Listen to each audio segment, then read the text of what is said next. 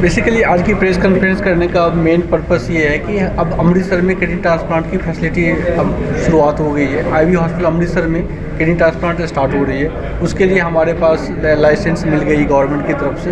अब जो यहाँ के मरीज़ हैं उनको बाहर जाने की ज़रूरत नहीं है, जैसे पहले बाहर जानी पड़ती थी। अब सारी सुविधाएं आईवी हॉस्पिटल अमृतसर में उपलब्ध है किडनी ट्रांसप्लांट की। तो इसीलिए हमने प्रेस कॉन्फ्रेंस किया कि लोगों को पता चले कि सारी फैसिलिटी अब अमृतसर में उपलब्ध है किडनी ट्रांसप्लांट की। किडनी ट्रांसप्लांटेशन के साथ साथ और क्रिटिकल केयर भी और जो डोनर की जो फैसिलिटी होती है वो उसके लिए भी आपकी ओर से कुछ बेसिकली जो किडनी ट्रांसप्लांट होती है उसमें डोनर की ज़रूरत होती है, क्योंकि बिना डोनर के किडनी ट्रांसप्लांट नहीं हो सकती है। और ट्रांसप्लांट से पहले वर्कअप किया जाता है डोनर का और रिसिपिएंट का कि आइदर मेडिकली दोनों फिट है कि नहीं है ट्रांसप्लांट के लिए। वो सारा वर्कआउट करने के बाद वो कमेटी में जाती है, लोकल कमेटी है।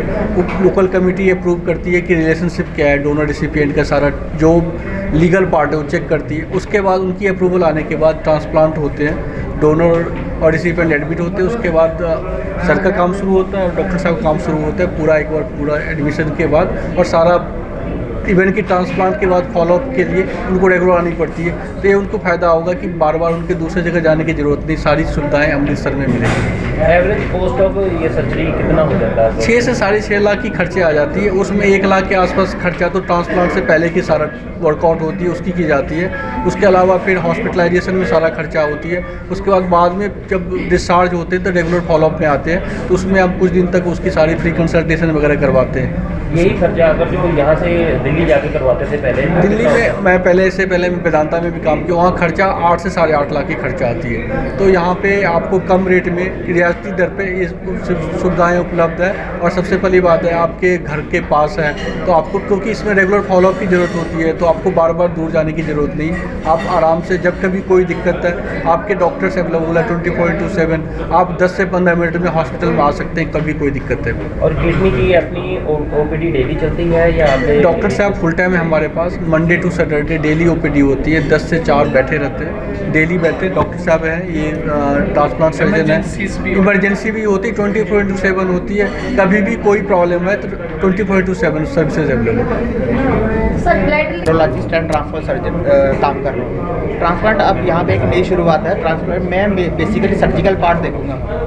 ट्रांसप्लांट के लिए सबसे ज़रूरी है कि जो किडनी मोस्ट जो लोगों का क्वेश्चन होता है कि किडनी कौन देगा, तो किडनी ये चीज़ बहुत क्लियर है कि किडनी जो भी है पेशेंट के रिलेटिव में से, जो ब्लड रिलेटिव में से वहीं देंगे। इसमें किसी और की किडनी नहीं ली जाएगी एज़ पर रूल। जो भी रूल्स है इसके किडनी ट्रांसप्लांट और ऑर्गन ट्रांसप्लांट एक्ट के अकॉर्डिंगली उसी को हम लोग फॉलो करते हुए, सारे रूल्स एंड रेगुलेशन को फॉलो करते हुए इस ट्रांसप्लांट प्रोग्राम को आगे बढ़ाएंगे। रूल्स और रेगुलेशंस होते हैं, तो नॉर्मल जो होती है एक छोटी कमेटी बैठती है। अगर वो रिलेशन में है, जैसे कि भाई है, बहन है, फादर मदर पेरेंट्स या grandfather grand mother recently include किए हुए हैं रिसेंट अमेंडमेंट में, ग्रैंडफादर ग्रैंड मदर और ग्रैंड सन और ग्रैंड डॉटर, वो तो दे सकते हैं, उसमें कुछ ज़्यादा करने की ज़रूरत नहीं है। लेकिन अगर अब कोई एल्ट्रुस्टिक डोनेशन है कि कोई एक गैर इंसान किसी के लिए डोनेट करना चाहता है, वो भी पॉसिबल है। लेकिन उसमें ना जो स्टेट लेवल की कमेटी पास करती है उसमें बहुत कुछ देखा जाता है कि कोई दबाव में तो नहीं है, कोई फाइनेंशियल वो ट्रांसैक्शन तो नहीं हो रही है, कोई मेंटली रिटार्डेड बंदा तो नहीं ढूंढा है उसको बोल रहे हैं आप अपनी किडनी दो। तो वो सब चीज़ें उसमें देखी जाती है। उसी के बाद अगर वो स्टेट लेवल की कमेटी रिकमेंड करती है वो भी पॉसिबल है, but it is a time taking procedure. तो बेस्ट यहाँ पे हम जो कर सकते हैं वो, अगर ब्लड रिलेशन जैसे डॉक्टर पारस ने बोला, he should be either the first degree blood relation जो होती हैं, not even cousin, it should be like brother sister, है ना, पेरेंट्स हैं, ग्रैंड पेरेंट्स हैं, ग्रैंड सन डॉटर्स हैं। तो वैसे रिश्ते हैं जो डोनेट कर सकते हैं, जिसमें बहुत आसान है। मैक्सिमम एज ऑफ सर्जरी कितनी हम देखिए, ट्रांसप्लांट में आज की डेट में अब एज का कोई ये नहीं माना जाता।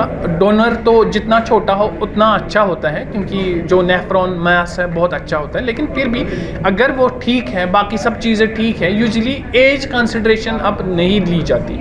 जैसे बोलते हैं एज इज़ अ नंबर, वो डोनेशन के लिए चाहे वो डोनर है चाहे वो रेसिपिएंट हो, age is a number, so you don't take it that seriously. किसी भी एज में। ज़्यादा कौन से पेशेंट में दिक्कत आती है, जैसे कि जो पेशेंट इंसुलिन में होता है, हाँ जी। उसके लिए कैसे ये संभव रहेगा? देखिए, सबसे जो बुरी किडनी डिजीज़ मानी जाती है ना, किडनी डिजीज़ के बहुत सारे कारण होते हैं जो, लेकिन सबसे वर्स्ट जो कारण है वो डायबिटीज़ होता है। क्योंकि जो डायबिटीज़ से किडनी डिजीज़ होती है उसकी जो प्रोग्नोसिस होती है वो बहुत सारे कैंसर से भी बुरी होती है। तो ओवरऑल जो बुरे प्रोग्नोसिस होती है, जो अच्छा नहीं करते, वो लोग हैं जिनकी किडनी ख़राब हुई है शुगर की वजह से। बाकी फिर भी बेहतर होते हैं, लेकिन क्योंकि इनका जो होता है ना हार्ट अटैक्स और बाकी चीज़ें और ज़्यादा होती हैं, क्योंकि शुगर एक जगह इफेक्ट नहीं करती है, मल्टीपल जगह इफेक्ट करती है, हार्ट भी, किडनी भी, नर्व्स भी। बाकी जो कुछ बीमारियां हैं जैसे सिस्टिक डिजीज़ है वो सिर्फ किडनी को ही मेनली इन्वॉल्व करती हैं, तो उसमें उतना बर्डन दूसरी डिजीज़ का नहीं होता। तो मैं कहूँगा कि शुगर की वजह से ही ज़्यादा प्रॉब्लम्स होती हैं जो किडनी डिजीज़ है। अमृतसर के जो ज्वेलर्स बंधु हैं उनकी तरफ से आप सभी का स्वागत करता हूँ और अभिनंदन करता हूँ। मैं Dinesh Jain, gem and jewellery domestic council का डायरेक्टर हूँ और जीजेसी आज इंडिया ज्वेलरी शॉपिंग फेस्टिवल 2023 पर आपसे बात करने वाली है कि ये कार्यक्रम क्या है। हमारे साथ आज यहाँ पर मौजूद है श्री अनिल जी, विजय जी मेहता, श्री राकेश जी मल्होत्रा और मुनीश कुमार जी। हम सभी इंडस्ट्री को रिप्रेजेंट करते हैं। तो सबसे महत्वपूर्ण बात है कि जेमिन ज्वेलरी की जो डोमेस्टिक काउंसिल है जीजेसी,